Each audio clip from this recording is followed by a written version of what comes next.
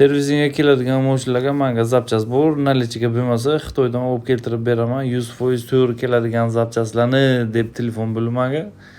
Mana shu gapga ishonib zapchast zakaz qildim. Ustajon tushuntiribdilar. Bu mashinaga o'zi nima bo'lgan? BMW elektriskiy.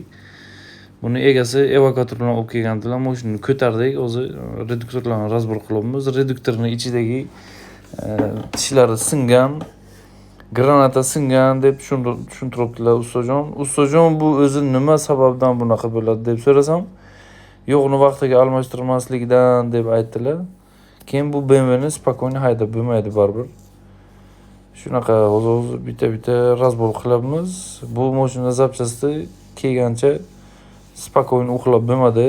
BMW. Avtomexaniklarga sabr tilayman. Zapchastchilar bilan ishlashda hammaga omad.